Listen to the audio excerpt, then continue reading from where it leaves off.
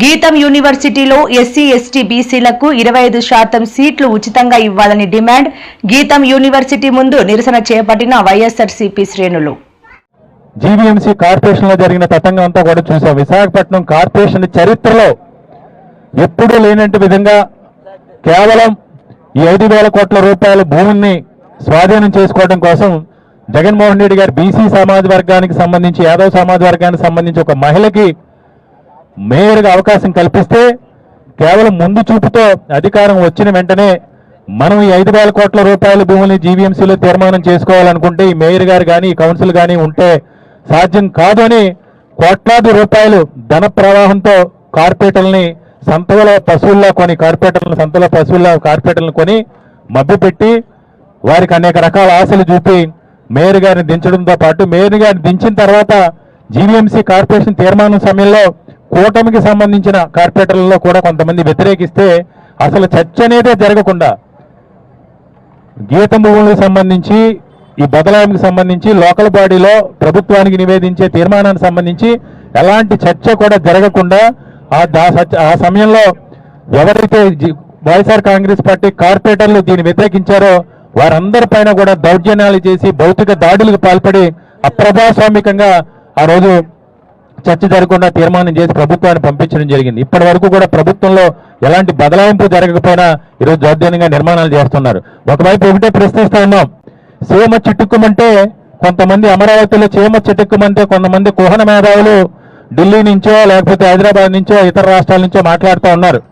అమరావతియే ఈరోజు దీనికి ఆంధ్ర రాష్ట్రానికి ఆయుపట్టు, అమరావతి ద్వారానే ఇదేదో అభివృద్ధి చెందుతున్నాను. కానీ కుహన మేధావులందరినీ కూడా ఒకటే ప్రశ్నిస్తూ ఉన్నాం, వేలాది కోట్ల రూపాయల విలువైన భూములు కానీ యావత్ ఆంధ్రప్రదేశ్ రాష్ట్రానికి కూడా గ్రోత్ ఇంజిన్ల ఆర్థిక పరిస్థితి శక్తి తీసుకురాగల శక్తి సామర్థ్యాలున్న విశాఖపట్నంలో జరుగుతున్న భూ దోపిడీలు కానీ భూ స్కాములు కానీ ఇక్కడ జరుగుతున్న దౌర్జన్యాలు కానీ ఇక్కడ జరుగుతున్న కబ్జాలు కానీ ఇక మీ కంటికి కనిపించట్లేదా అని ఈ సందర్భంగా ఈ కుహన మేధావులు కూడా ఒకటే ప్రశ్నిస్తున్నాం. ఎందుకంటే ఈ మధ్య కొంతమంది చూసాం, జగన్మోహన్ రెడ్డి గారు అమరావతి రాజధానికి సంబంధించి ఏదో ఒక ప్రతిపాదన చేస్తే ఆ ప్రతిపాదన గురించి గతంలో ఢిల్లీలోనే రాష్ట్ర స్థాయిలోనూ కూడా రాజ్యాంగబద్ధమైన పదవుల్లో ఉన్నటువంటి మేధావులని చెప్పుకుంటే కొంతమంది తెలుగుదేశం పార్టీకి కూటమి పార్టీకి సంబంధించిన వెనకుండి నడిపించే వ్యక్తులు ఈరోజు అతిగా స్పందిస్తూ ఉన్నారు. ఆ మేధావులందరూ కూడా ఈరోజు గీతం భూ దోపిడీకి సంబంధించి గీతం భూ ఆక్రమణలకు సంబంధించి కూడా స్పందించాలని వారిని డిమాండ్ చేస్తున్నాం.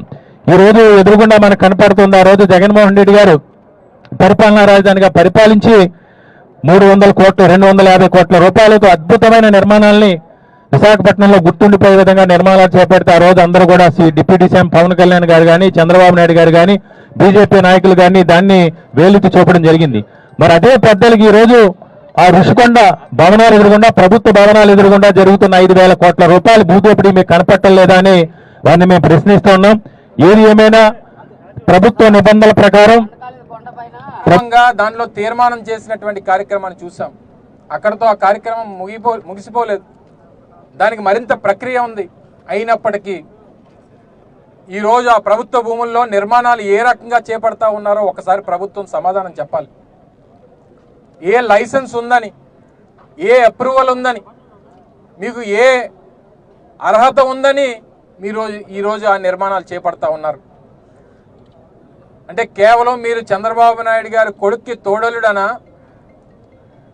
లేదా ఈ విశాఖపట్నం నుంచి ప్రజలు గెలిపించి నిన్ను పార్లమెంట్ సభ్యుడిని చేసినందుకు నాకు ఈ అర్హత ఉంది, నాకు ఈ లైసెన్స్ ప్రజలు ఇచ్చారని చెప్పి అని మీరు అనుకుంటా ఉన్నారా? లేదా గతం నుంచి దాదాపు 40-45 సంవత్సరాల చరిత్ర కలిగినటువంటి గీతం యూనివర్సిటీ, ఈ 40 సంవత్సరాల్లో దాదాపు ఒక 40-50 వేల మంది ఉచితంగా చదువులు చదివించాం, వాళ్ళని ప్రయోజకులు చేసాం, ₹1 కూడా ఫీజు తీసుకోలేదు, ఉచితంగా మేము సేవలు అందించినందుకు విద్యా దానం చేసినందుకు మాకు ఈ అర్హత ఉంది అన్నటువంటిది మీకేమన్నా ఉందా? ఏ రోజన్నా ఈ 40 సంవత్సరాల మీ చరిత్రలో ఏ ఒక్కరికన్నా ఉచితంగా విద్యను అందించినటువంటి చరిత్ర మీ యూనివర్సిటీకి ఉందా? ఒక్కసారి సమాధానం చెప్పాల్సినటువంటి బాధ్యత ఉంది. పైపెచ్చు గతంలో ప్రభుత్వంలో ఉన్నప్పుడు 95-2004 మధ్యలో ప్రభుత్వంలో ఉన్నప్పుడు 75 ఎకరాలు, అంటే ప్రభుత్వం వచ్చిన ప్రతిసారి గీతం కాలేజీకి ప్రభుత్వం భూసంతర్పణ చేయాల్సినటువంటి ఒక ఒక రివాజ్ ఏమైనా పెట్టుకున్నారా? అప్పుడు ఒక 70 ఎకరాలు, ఇప్పుడు ఒక 50 ఎకరాలు. ఆ 70, 50 కలిపి దాదాపు 12-13 వేల కోట్ల రూపాయలు విలువైనటువంటి భూమి, ప్రభుత్వానికి చెందినటువంటి భూమి ఈరోజు గీతం ఆధీనంలో ఉంది. పక్కనే టూరిజం భవనాలు ఉన్నాయి.